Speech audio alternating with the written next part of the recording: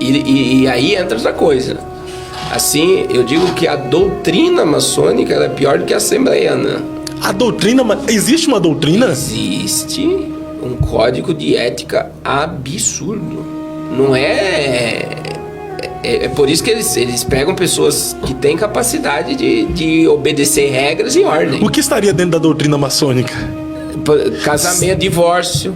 Não pode? Não pode. Ser divorciado? Divorciar depois entra na maçonaria. Ixi, tá mais rígido que muitas igrejas aí, então. Então, existem coisas dentro da maçonaria que ele é totalmente codificado debaixo de ética e código. E a obediência àquilo é extremamente... O senhor, como estudante do Apocalipse, biblicista, faz previsões também dentro de uma base bíblica. O senhor acredita que haverá prestação de contas para pastores que são maçons? Eu não acredito na salvação do pastor maçom, primeiro. Se ele não negar a maçonaria, eu não acredito que ele é salvo. Ele já entra aqui. Não tem. Um crente maçom? Também. Não existe? Não, na minha visão, como eu tenho um advogado aqui que me ligou do Rio de Janeiro uma semana atrás, ele era secretário da maçonaria no Rio de Janeiro. E aí que ele me falou também do monte de pastor assembleiano da maçonaria, ele é da Assembleia de Deus. Então assim, ele negou tudo. Ele abriu mão da maçonaria. Não tem, e ele era cotado para ser grão-mestre, chegar no nível estadual no Rio de Janeiro. E ele abriu mão de tudo. Então assim, ou você quebra o pacto. E você sabe que eu preguei nos Gideões em 2017 e eu preguei contra a maçonaria. Foi algo assim. Eu estava pregando esse negócio, né? Nova Ordem Mundial. Aí eu entrei, tem o trecho da mensagem que eu depois até te envio. Eu falo assim: o reino de Cristo é maior que os iluminados. O reino de Cristo é maior que a Nova Ordem Mundial. E aí eu tremi. Eu falo assim, eu tremi porque eu temi mesmo. Eu vou te contar a experiência que eu tive. E aí eu soltei. O reino de Cristo é maior que a maçonaria. É melhor você ir pobre pro céu do que rico e queimar no fogo do inferno. Aí Deus me tomou. Ali foi algo de Deus mesmo. E eu comecei a gritar: quebra o pacto. Quebra o pacto. Quebra o pacto. E daí caiu aquele... Eu vi esse corte. Caiu aquele poder lá no pavilhão dos Gideões e tal. E assim...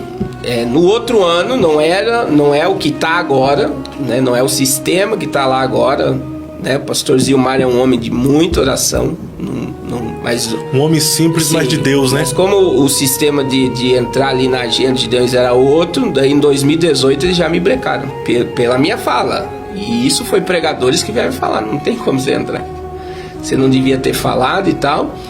E me fechou muita porta. Só pra você ter ideia como isso é espiritual, Fábio. Eu saí do pavilhão, eu terminei a mensagem, já era noite.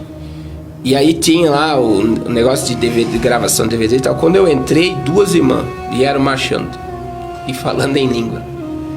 E elas falaram, né, que naquela hora que eu tava falando quebra o papo, elas ouviam barulho de espada. Meu Deus. De guerra. E a minha esposa demorou uma semana pra dormir. A sensação dela que ela teve é que os demônios iam entrar e iam me levar embora. De um temor e um medo do que aconteceu ali no mundo espiritual. Misericórdia, arrepia isso aí. Porque foi muito forte. Muito forte. E entra aquela questão de pregar. Pregou no Gideões, abre porta. Eu tive muita porta fechada no Brasil por causa da sua fala. Da fala da maçonaria. Ô pastor, mas outra coisa dentro disso aí que o senhor comentou, teve uma época que os pregadores, os pastores, eles pregavam incisivamente contra a maçonaria. Hoje já não existe. Seria uma forma que cessaram a voz desses profetas, ou nos conformamos com isso, em saber que a maçonaria está dentro da igreja e não estamos mais nem aí? Ou... Imagine você ter um maçom hoje, né, numa igreja, e o dízimo dele vai ser o maior dízimo da igreja. Então, já acaba aí. Infelizmente a visão hoje é dinheiro, né?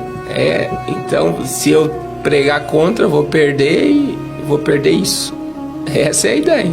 Qual seria a sua mensagem para um pastor que fez pacto na maçonaria, tá doido para sair e agora não consegue sair mais? Não tenha medo, né? Cristo é maior do que a maçonaria. Não tenha medo de se desconectar totalmente da maçonaria. E sem se desconectar não há salvação. Agora, por que muitos não conseguem? Por causa que se sair, dependendo do ramo que trabalha, fica pobre no outro dia. Ele quebra. Mas é melhor ficar pobre e ser salvo do que rico e ir pro inferno, né? Ir pro inferno. E sabendo que tá indo consciente. É esse que é o problema. A questão no inferno, ela é a consciência. Eu digo assim, quando você pega lá Rico e Lázaro, o que o rico disse? Ele estava totalmente consciente no inferno. Só que... ele queria uma gota de água para tocar na língua, né? Só que aí esse texto é Lucas 16, 24, Fábio. Na minha visão é o mais forte do Rico e Lázaro. E não é simbólico, né? Não é uma parábola, né? Não é uma parábola. No texto original não existe parábola para Rico e Lázaro. Jesus estava falando de algo real, que era o mundo dos mortos. Olha pra onde a gente tá indo, depois nós voltamos pro Trump. Sim.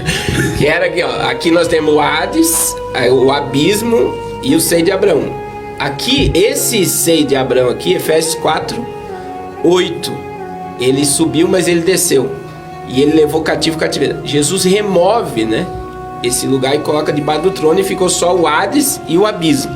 Só que 16, 24 lá de Lucas, o mundo ali era esse: paraíso, Hades e abismo. Lázaro, ele ergueu os olhos e ele disse: Pai Abraão, tem misericórdia de mim e mande que Lázaro molhe a ponta do seu dedo e venha me refrescar a língua.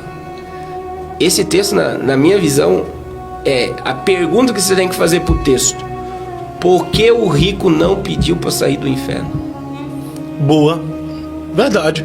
Porque ao invés de pedir, me tira daqui, pediu pro pobre do Lázaro molhar o dedo e tocar na língua dele. Porque quem está no inferno sabe porque está lá e sabe que nunca vai sair de lá. Consciência. Ele está lá sabendo das oportunidades que Deus deu e ele não quis se arrepender.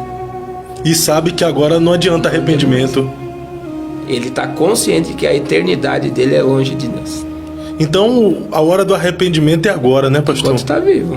E aí entra, por que hoje não é a questão de pregar contra a Kryptonita, é contra a maçonaria, que eu estou lendo o livro Kryptonita que está ligado exatamente sobre isso. É do Pozella?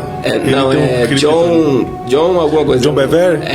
John Bevere tem o Kryptonita e o Lamartine também. Isso. Aí, o que acontece? Não é só a questão de pregar contra a maçonaria. Por que não se prega mais contra o pecado? A mensagem sobre santidade está escassa nos púlpitos. Não existe mais. Então, assim, a igreja está humanista. E é por isso que os pastores estão... Porque o que os pastores estão querendo é poder. Qual é a maior glória de um pastor hoje? Não é 100 almas foram batizadas, vidas transformadas. É o templo que ele construiu, é o status que ele tem, é o poder. Então, a minha igreja, né? Eu construí, eu fiz. Então, assim, e entra nessa questão. Por que pastores estão correndo para a maçonaria? Por status e poder. A maçonaria vai dar facilidade para construir grandes templos, influência. E aí, quando você vai em Jerusalém, por exemplo, o que mais você vai ver dentro de Jerusalém? Maçonaria. Quando você vai nos Estados Unidos, o que mais você vê? Maçonaria. Quem colocou Trump no poder são os judeus sionistas, que estão ligados às sociedades secretas e tem o braço da maçonaria. E no Brasil? O que tem no Brasil? O que manda aqui no Brasil? Qual é o poder ocultista que mais manda no Brasil hoje? Então, a gente tem... Mas aí, dentro dessa sua pergunta, entra o que a gente tem várias coisas no Brasil, né? Nós temos as religiões afro, né? Que eu digo que demônios, né? Eles escravizam as pessoas nessas seitas. Mas nós temos também satanismo no Brasil, que não é a questão da macumba, que entra dentro dessa questão de sociedades secretas, né? Então existe no Brasil.